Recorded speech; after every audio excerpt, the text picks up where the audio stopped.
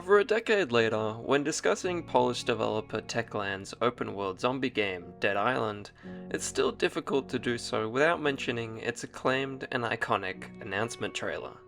Largely created without Techland's influence, one of the first glimpses the world had at Dead Island was from its CGI narrative-based trailer produced by the UK production house Axis Animation. The trailer, which in itself acts as a kind of short film, depicts the tragic final moments of a family on holiday as they are overwhelmed by a horde of sprinting, screeching zombies, all depicted in reverse. Its music is instantly recognizable and is synonymous with the trailer's haunting story. The way in which it gradually reveals how this horror unfolds only makes the inevitability of it all the more heartbreaking, and the glimpses of peace the family has amidst the horror, with the father carrying his daughter in his arms and seemingly saving her, is profoundly impactful when knowing it is all in vain. The final moment of the father and his daughter gazing into each other's eyes as he lets go of her hand and steps away is a payoff as inevitable as the ending of these events, yet always manages to be both surprising and heart-wrenching. There's such a bittersweet pain in knowing that it was all over right from the beginning, both in chronological order and in the backwards manner that the story is told in. It's a short, sharp, and perfectly executed film about the inescapable heartache that this kind of harrowing force and violence can inflict upon people. I personally can't watch it without the room turning suspiciously misty by the film's conclusion. It's a series of events depicted in a way which is not only thoughtful and clever, but so much more emotionally touching than if the trailer had just played out in a linear fashion.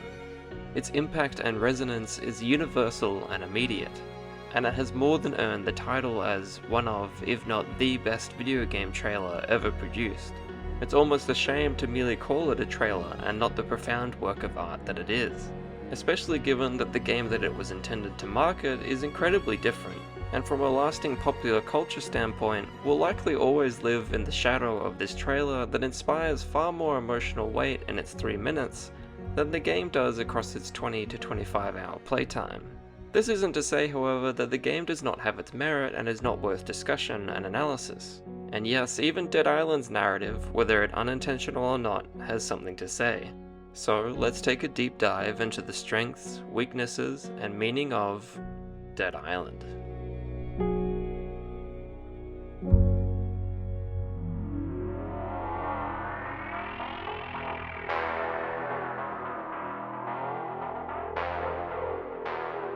Prior to Dead Island, Techland were primarily known for their work on the Western first-person shooter Call of Juarez and its 2 subsequent sequels. With popular games such as Resident Evil and Dead Rising, movies like 28 Days Later and Zack Snyder's Dawn of the Dead, and of course Robert Kirkman's popular graphic novel The Walking Dead, zombies were in the midst of a revolution in popular culture in the early to mid-2000s. Catching on to this trend, Dead Island was first unveiled in 2006 with an initial release date of sometime in 2008. From what little is known about this original rendition of the game, the story was to follow a lone male protagonist surviving a plane crash on a tropical paradise island before he goes on to search for his missing wife. While it's largely unknown why exactly the game was delayed until 2011, it's apparent that at some point in production there was a hefty overhaul of their vision for the game. The only aspect that remained in the final product, and its remastered definitive edition from 2016, which is the version I experienced, was the general idea of trouble in paradise. The contrast between a lush island holiday destination and a violent epidemic defined by blood and guts. This concept was ultimately realized through the fictional island of Benoi, located just off the coast of Papua New Guinea and north of Australia. Immediately, this is perhaps Dead Island's most striking attribute. The tropical island setting is both unique and refreshing for the genre, with the gorgeous pitch-perfect clear, bright blue ocean, glowing green palm trees, and familiar pale golden beachfronts, not only being aesthetically pleasing in their own right, frequently making me stop in my tracks throughout my playtime to soak in the beautiful locales and vistas, but it also acts as a striking contradiction to the dark red splatters of blood and howling hordes of zombies.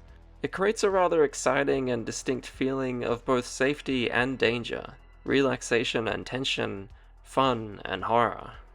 The island itself is broken up into 3 semi-large open worlds.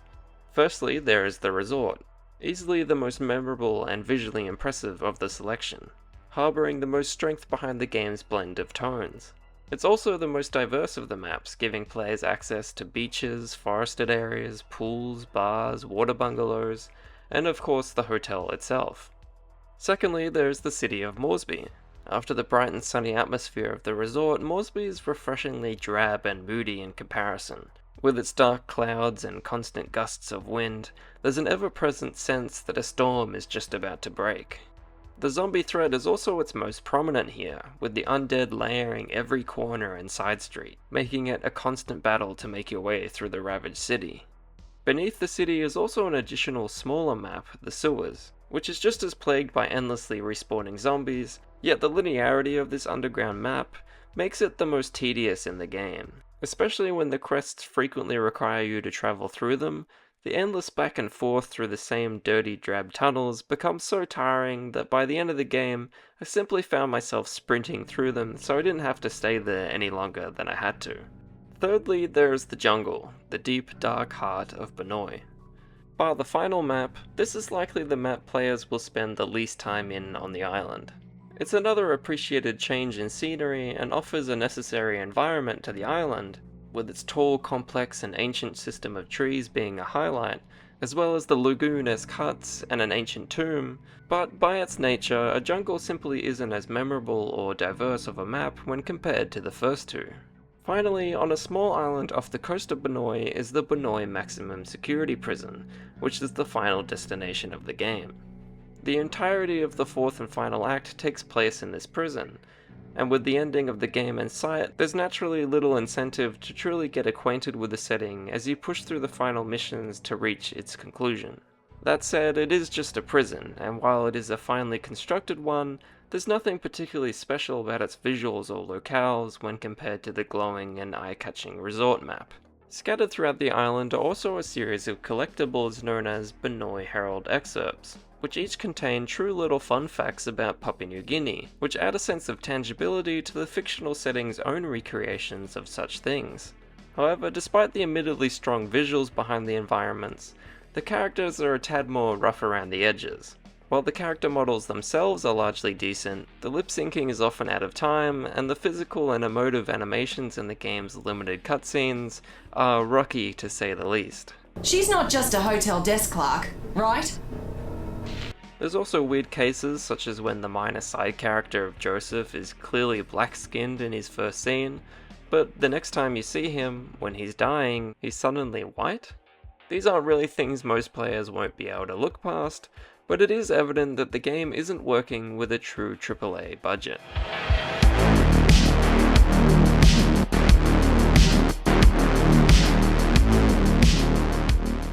Despite some of its roughness in other areas, the combat and action animations are a particular strong suit of Dead Island. At the time of release, the gore was one of the game's most prized highlights, offering a rather robust system in which players can slice off limbs and chunks of meat from each of the zombies. Alongside decent weapon animations, this all provides a hefty amount of weight, impact, and satisfaction to each swing and slash against the undead. Even before acquiring many bladed weapons, players will also learn to rely on the melee kick a little more than often, a feature which is also satisfying to inflict upon the zombies. Once you begin to acquire modified weapons, using one for the first time is also a memorable rush of an experience. A moment which made me stop in my tracks and realize that my killing escapades in the game were going to be much more exciting than I ever expected.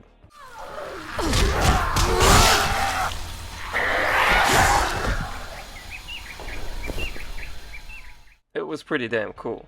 The same goes for the first time using the quick draw-esque Fury mode.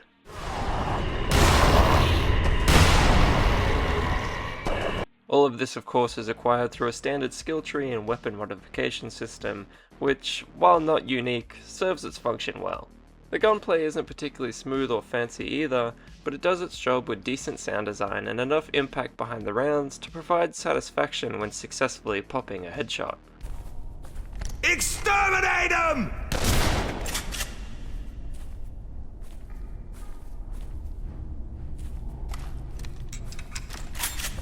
As the game throws more human enemies against you in the jungle portion of the game, it does become a rewarding and admittedly badass experience when you rip through an entire enemy camp single-handedly. Although it is worth noting that there is an occasional glitch in which enemies can shoot you even though you're behind substantial cover. Regardless, the same form of satisfaction applies when using vehicles to run down zombies, which is something that just never gets old.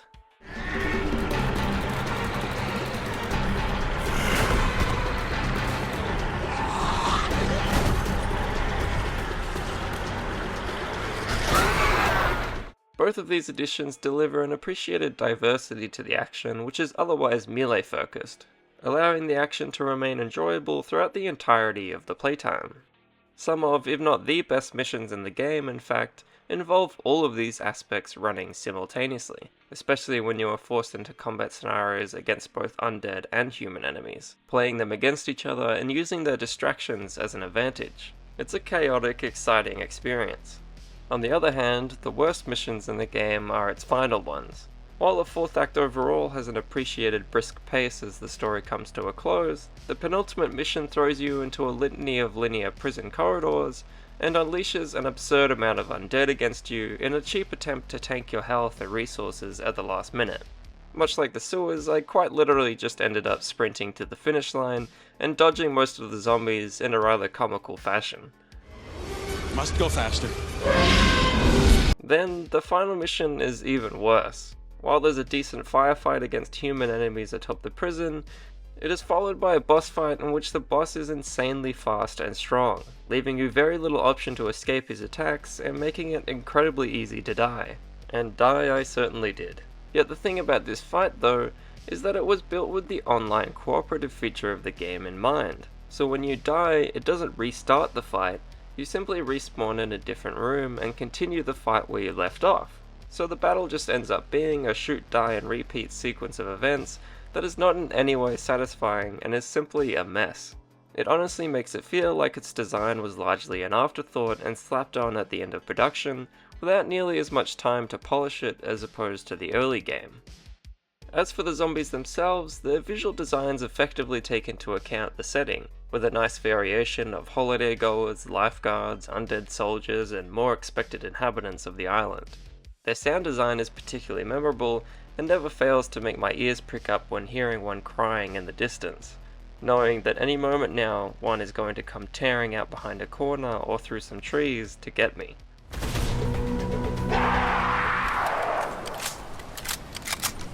There's enough of an intimidation and scare factor behind them to make killing them all the more satisfying, relieving, and fun. As expected, there are a number of variations within the zombies as well, but the basic walkers and running infected remain my favourite throughout the experience, being the most simplistic yet straightforwardly satisfying to take down. The excessively large ram zombies are effective at making you want to scream when there's one charging right up behind you, but they are a drain on precious resources, which is to be expected but never exactly fun. And the brutes are simply tedious to fight, with an elongated and awkward hopping back and forth action required to dodge their attacks and take them down, which is almost never reliable and less entertaining each time you engage one. The suiciders have a rather over-the-top but memorable tendency to actually speak words, constantly crying out for help, alluding to the fact that these are humans that haven't entirely succumbed to the infection, but have been enough that they're long gone truly helping. Also, who doesn't love an exploding zombie? And as blatantly suggested by their name, the floaters are essentially just the bloaters from the Left 4 Dead games, although instead of exploding in one shot, they generally take quite a few swings to kill while circling them. The butchers are easily the most intimidating zombies in the game, between their speed and sheer strength, but I encountered very few throughout my playtime, which I'm honestly quite relieved about. Of course, it wouldn't be a video game without some slow and annoying escort characters as well, so don't worry, Dead Island has that too. In terms of interactivity with the rest of the maps, a number of quote-unquote interactive elements are present in the world, like car alarms, fire hydrants, and water taps for some reason, which can be turned off, but a lot of the time these things reset after an unspecified amount of time, so their presence is rendered rather inconsequential and confusing. The occasional puzzle involving water and electricity is at least more consistent and sensical. Also, another minor note is that the cars in the city of Moresby almost always have their visors down, making it incredibly hard to see where you're going. Either this is a cheap way to incentivize moving through the city on foot, or it's an unfixed bug. Either way, it has no place in the game, especially when there are missions in Moresby that require driving a car.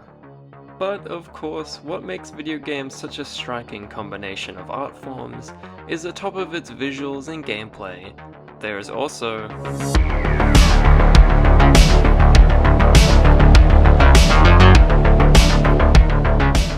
fittingly, the distinctive contrast between life and death and happiness and horror inherent to the resort map mirrors the disparate tone of the game's own narrative. Unlike the announcement trailer, the Dead Island game has much more of a pulpy, playful attitude about it. After all, the final moments of the game's first official E3 gameplay trailer ended not with a devastating final moment between an ill-fated father and daughter, but a throwing knife to the head of a zombie and a tongue-in-cheek one-liner. Right in the fucking head. Even the song most associated with the game is not a meticulous, melancholic piano piece, but a rap pop song by the fictional character Sam B, called Who Do You Voodoo, with its most famous lyric being, of course, "Who do you voodoo, bitch?" The developers were quite upfront at the time that the tone represented in the announcement trailer was not indicative of the game's actual tone, but even still, given the undeniable success of that initial trailer, the developers did attempt to incorporate some more melancholic, mature elements to the narrative. How much of this was added retroactively or was already there is unclear, but ultimately, Dead Island does attempt to ride a fine line between both of these tones. At times, the game confronts you with dramatic situations and images, like when the young Benoi local, Jin, is kidnapped and raped, and later on chooses to kill her undead father, both of which shatter her innocence in the game's most emotional sequences. And then other times, the game's protagonists are shouting goofy one-liners and has you conversing with characters like a stereotypical Russian patriot whose name is, you guessed it, Nikolai. Even the music is pulled between two extreme tones, with the original score featuring a number of effectively melancholic tunes that only enhance the setting's tragic atmosphere. But then, of course, on the other end of the spectrum is, well, the game jumps back and forth between these tones so suddenly that either direction is never entirely as effective as the wholly consistent vision of the announcement trailer. But because the game never spends long enough in one tone, there is a kind of equal balance that is acceptable enough. It's not doing it especially gracefully, but in its own rigid way, it does tick the expected boxes of the genre to satiate the experience enough. Interestingly, the core cast of characters also embody this extreme contrast of thematic temperaments. Before the game starts, an option between 4 playable characters is given. This is an important component of the online cooperative feature of the game, something which I did not experience myself. The entire narrative though, even when played in single player, is depicted as though all 4 characters are working together the entire time.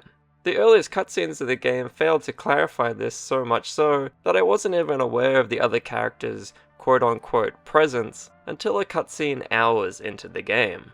It was a jarring revelation, which is something all too common throughout the narrative, which frequently delivers its information in peculiar, unclear manners. Other events later in the story, particularly to do with the native tribe to the island, are also especially brushed over and confused in their execution. Like when the tribal leader, Koratoya Uppi, takes you to the ancient tomb to acquire a DNA sample of the neurodegenerative disorder known as Kuru, which in the game is discovered to be the basis of the zombie infection, a mutated version of Kuru, which as a side note is a real disorder. Kuru means shivering or trembling, and was found present in the 4 people of Papua New Guinea, after they regularly participated in cannibalism of the deceased as a funerary custom. Using the zombie virus as a basis of this is a neat way to tie its lore not only to our own reality, but to the traditions of this region of the globe. Regardless though, when taken to this ancient tomb, you discover a young native girl, Yurima. In a matter of seconds, Oppe calls her a bad spirit and attempts to kill her, but before he can, the protagonists shoot and kill him, and then swiftly go on to almost never mention him again, with Oppe's violent actions coming in and out of importance in the scene so abruptly that it's just an odd set of circumstances without much satisfaction because there's so little understanding behind what really just happened. Not even the characters seem all too perplexed by it. According to the Dead Island Wikipedia, Yurima is actually Oppe's daughter, but honestly that just leaves me with more questions. Admittedly though, there is a kind of unintentional oddball charm to this kind of off-kilter storytelling. It's just so strange. Did you see that, man? That was fucking voodoo. Not a living dead shit. In regards to the protagonists themselves, the 4 core characters to choose from at the beginning of the game are rap star Sam B, resort employee Jin Mei, ex-American football star Logan Carter, and former Australian police officer Perna Jackson. Like the holiday destination resort turned zombie hellscape, nearly all of these characters, while seemingly respectable on their surface, each have their own morally questionable characteristics and backgrounds. They themselves are as divisive as this tropical setting is when paired with these horrifying events. Sam B blew most of his hoodoo voodoo earnings and is now suffering a fading career. Sometimes he can be funny, Hey, Shorty, you have some zombie for lunch? and sometimes he's just plain awful, like when he berates Jin right after she was kidnapped and raped by a violent gang. Fuck her, man. Bitch sold us out. Hey, come on, man. Jin Mei is a secret spy for the Chinese government, but also has a lasting, caring heart for others. We do what's right. We do the right thing. Logan Carter is likely the worst of the group in terms of his history, having been an alcoholic who killed a young woman in a drunk driving accident, and stubbornly refuses to blame himself for it. That asshole I was street racing hadn't sideswiped me, I never would have crashed. That poor girl'll still be alive. That's right.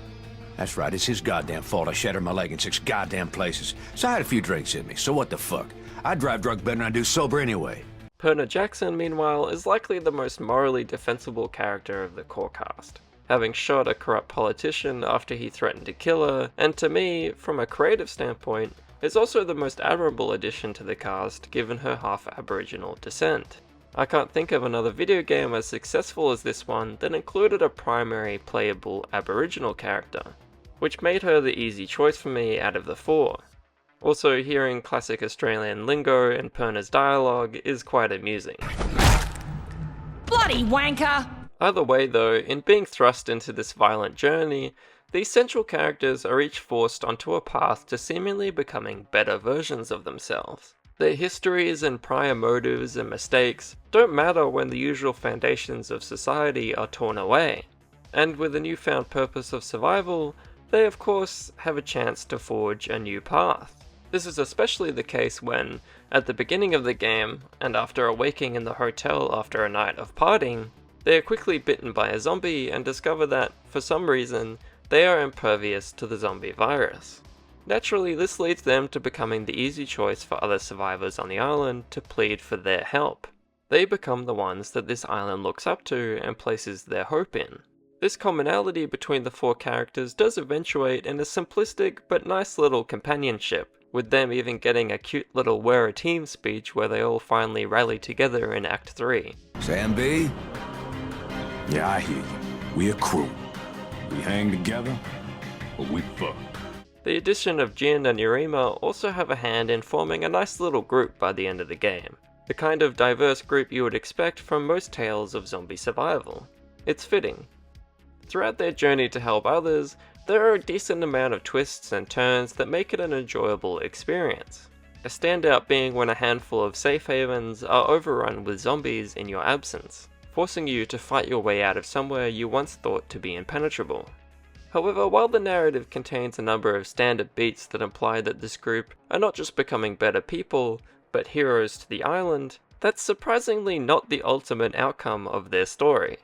During Act 2 in the City of Moresby portion of the game, the usual side quests that involve helping troubled survivors with various menial tasks began to overstay their welcome for me.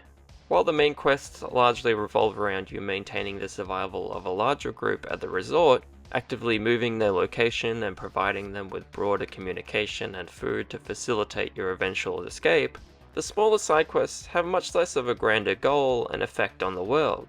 No matter how many people you assist and how many undead you kill, each and every map will remain frozen in the hellscape that it has become. The undead will always reign supreme, and the survivors you help will never move from their one single spot in the map, no matter what you do for them.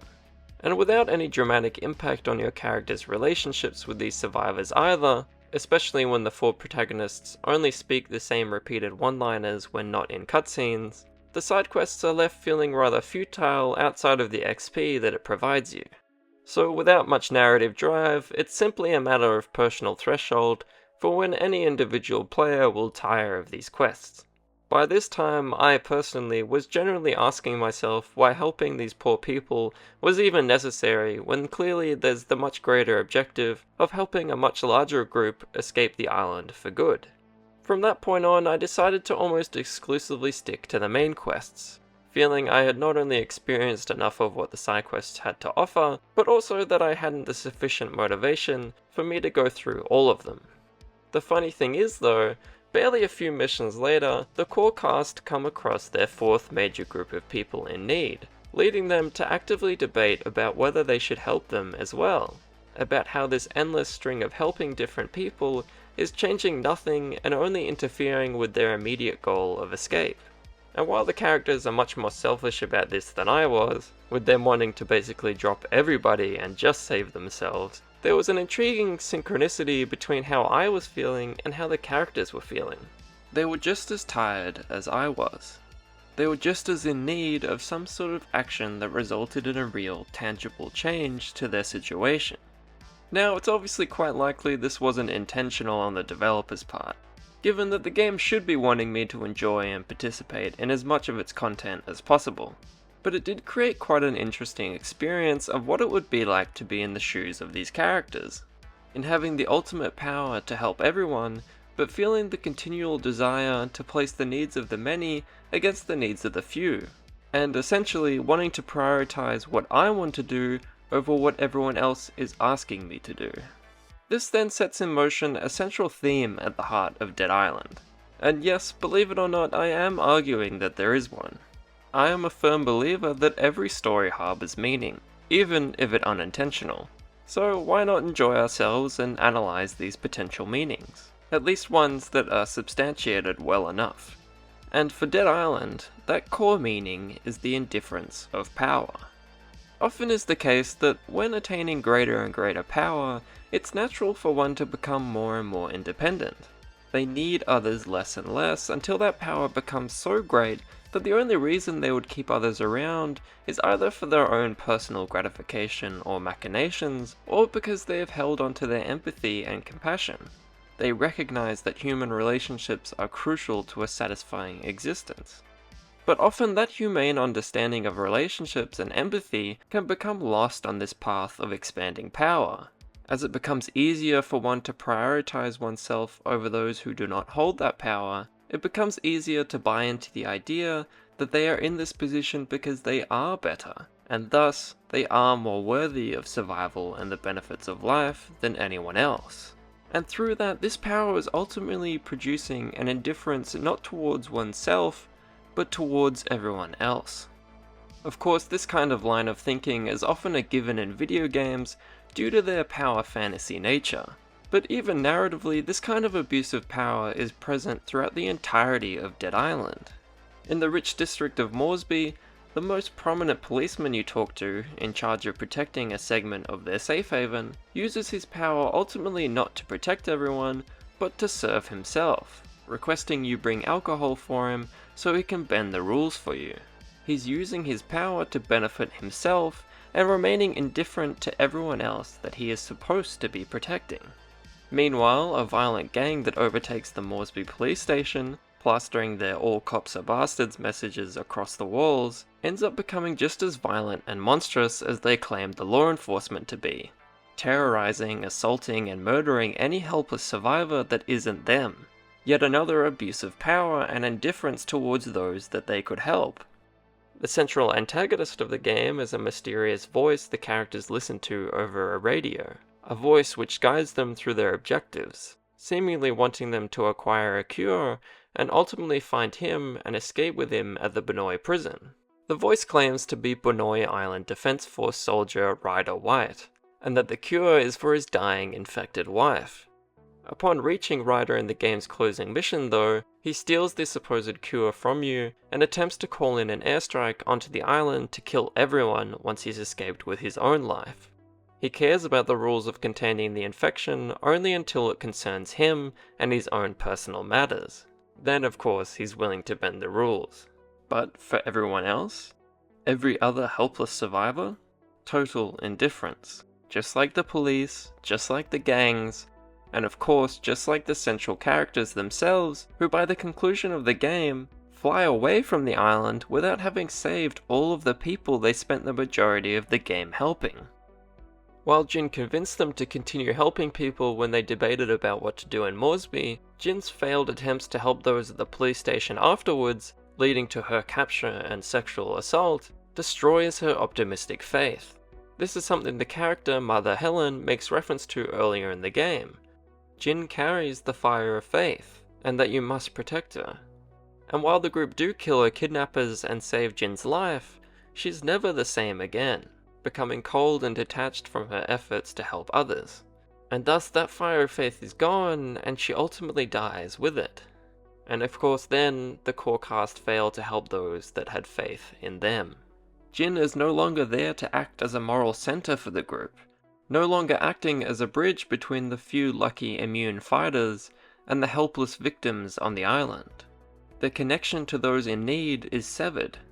And this couldn't be more apparent by the fact that the central characters don't even seem to care beyond this point.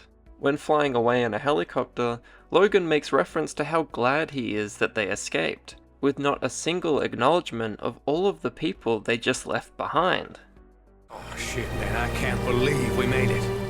The power he received to help everyone didn't change his selfishness. If anything, it only fed it and made him worse. It only gave him more power to help himself. Just like the female passenger he killed while drunk driving, the people on the island left for dead aren't his problem.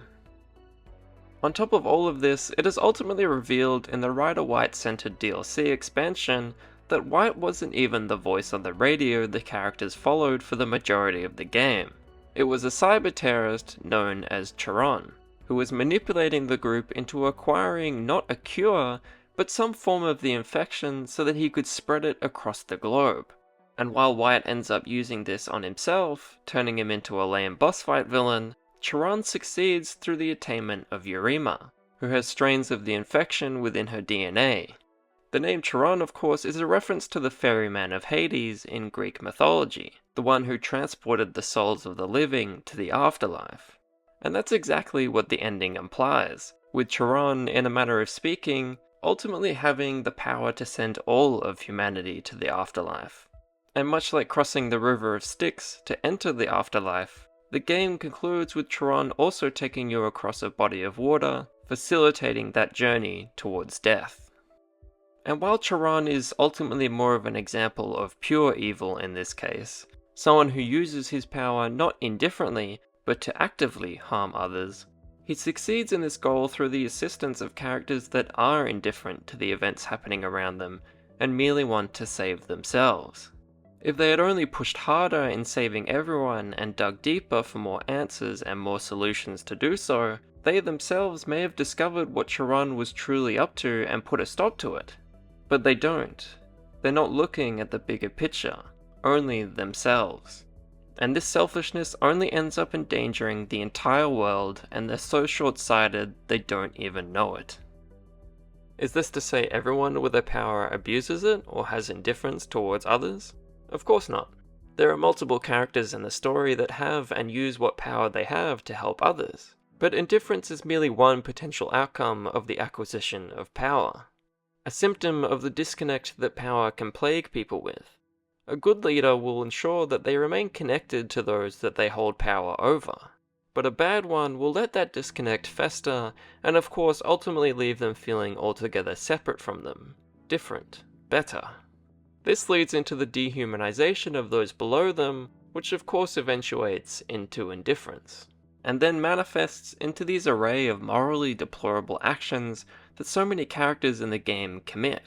Actions that show a lack of genuine care and compassion for those that are not capable enough to save themselves, for those that do need the help of those that can, for those that are, quote-unquote, not on their level. It's a kind of disconnect we see plague those from school bullies to middle management all the way to world leaders. It's a particularly scary outcome of power, and quite often in our real world leads to events as all-encompassing and devastating as global conflicts. There have been countless wars throughout history that happened not because they need to happen, but merely because someone had the power to allow it to happen, and was entirely indifferent to the lives of others that would actively facilitate that conflict, indifferent to the people on the ground in the front lines, suffering and dying, indifferent to the true good that they could be doing. And with the fate of the world hanging in the balance at the end of Dead Island because a group with the power to help others instead use that power only for themselves, acts as a condemnation of that kind of indifference for others. A cautionary tale of the dehumanization one can experience when acquiring power over others, and the abuse that that entails. How those that could be our saviors could very well become the opposite. Now, does any of this make for a satisfying story within the game itself? Not really. While development like Jin's is appreciated, in large part a lot of this reading of the story was likely unintentional on the developer's part. It is merely me connecting the dots of what there is and forming my own idea of what this could all mean. The characters very probably leave everyone you've been helping the whole game, not as a deliberate example of the negative effects of power, but because the developers cut some content or just couldn't think of a way to reincorporate them into the narrative smoothly.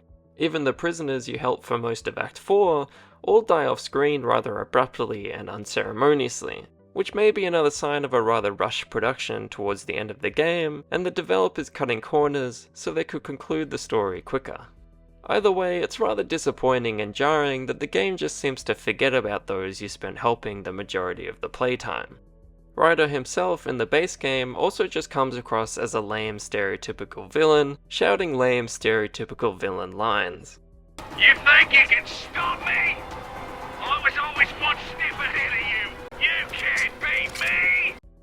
The final mission, on top of its mismanaged design, is made even worse when after gunning down multiple armed soldiers and finally reaching Ryder, the cutscene yanks any weaponry you were just using out of the character's hands, so they can all slowly approach Ryder completely unarmed.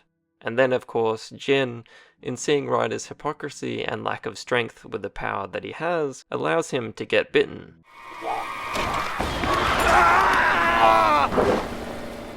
But then no one does anything when Ryder shoots and kills it, despite my character using a machine gun just 30 seconds earlier to kill multiple people.